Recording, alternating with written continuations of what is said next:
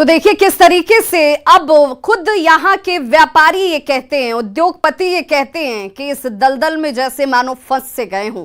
इस दलदल से निकलने की बेचैनी अब उद्योगपतियों में है, क्योंकि इन्हें आजादी नहीं है स्वतंत्र रूप से व्यापार करने की, उद्योगों को चलाने की। और क्यों सरकार जो है इस लेकर गंभीर नजर नहीं आती। अगर सरकार सचमुच झारखंड को विकास के मार्ग पर आगे लेकर चलना चाहती है तो उसके लिए एक महत्वपूर्ण कड़ी उद्योगपति, वो उद्योगपति नाखुश क्यों हैं, उन्हें क्यों यहां पर व्यापार की संभावनाएं नजर नहीं आ रही हैं, क्यों वो यहां पर दलदल में अपने आप को फंसा हुआ महसूस कर रहे हैं। हमारे साथ गेस्ट पैनलिस्ट, एक बड़ी टीम देखिए गेस्ट पैनलिस्ट की मौजूद है और आज इस चर्चा के जरिए यही सवाल सरकार से भी कि क्यों आखिर अपने घर को सुधारने से ज्यादा नए निवेशों को बुलाने की जरूरत, उन निवेशकों को लुभाने की कोशिश की जा रही है, लेकिन जो पहले से निवेशक यहां पर मौजूद थे उन्हें रोकने को लेकर सरकार की मंशा साफ नजर क्यों नहीं आती। शशांक भारद्वाज,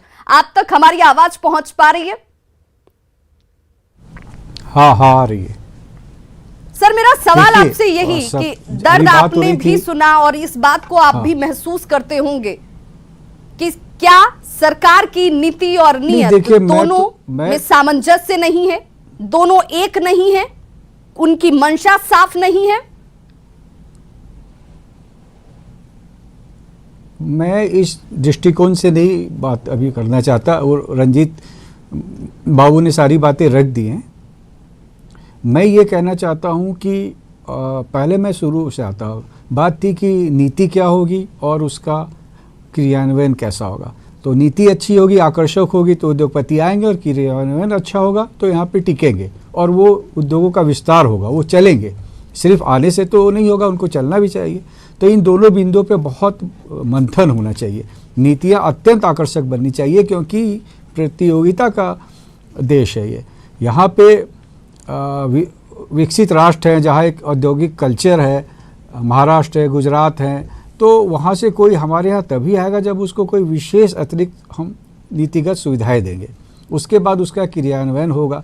हम लोग बार बार कह रहे हैं कि आप लाइसेंस को कम से कम कीजिए। क्यों झारखंड एक अद्भुत पहल करता है कि कुछ उद्योगों को छोड़ के बाकी उद्योगों को लाइसेंस से मुक्त कर दिया जाए। इन्फॉर्म एंड ऑपरेट ये सिस्टम बना दो। मेरे को एक कोई छोटा सा कारखाना लगाना है तो मैं क्यों बार बार प्रदूषण के पास जाऊंगा, उद्योग विभाग से लाइसेंस लूँगा, लेबर के पास जाऊंगा। मेरे को सिर्फ एक कहा जाए कि भैया आप इन्फॉर्म कर दो और ऑपरेशन शुरू करो। आने वाला समय में जो भी प्रक्रियाएं हैं वो धीरे धीरे ली जाएंगी।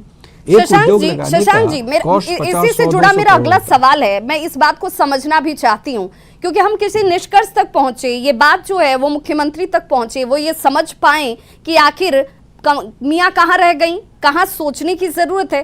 क्या हम इसे ऐसे भी देखकर चले कि यहाँ संभावनाएं अपार हैं, सब कुछ है यहाँ पर, जिसको लेकर के माइनिंग को लेकर बात की जाए, कोल को लेकर बात की जाए, या फिर जिस संसाधन की बात की जाती है जो निवेशकों को लुभाती है, वो तमाम इंफ्रास्ट्रक्चर के बहुत कुछ हद तक यहाँ पर एस्टेब्लिशमेंट नजर आते हैं।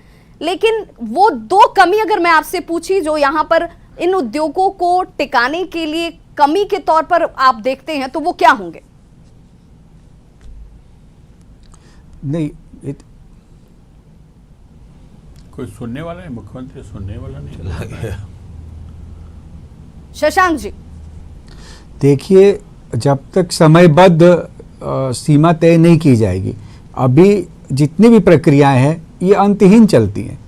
हमने कोई आवेदन दे दिया, उस पर कब निर्णय होगा, सही निर्णय होगा, इसकी कोई उत्तरदायित्व इसका कोई नहीं है।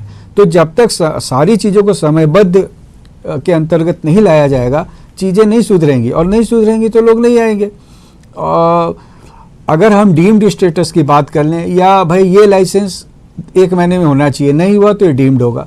अभी क्या है कि कोई भी प्रक्रिया इतनी अंतहीन चलती है कि जो भी निवेशक आता है या उद्योगपति आते हैं वो पस्त होकर वापस चले जाते हैं। तो सबसे आवश्यक सभी चीज़ों को, नीतिगत चीज़ों को एक समय सीमा के अंदर लाना होगा।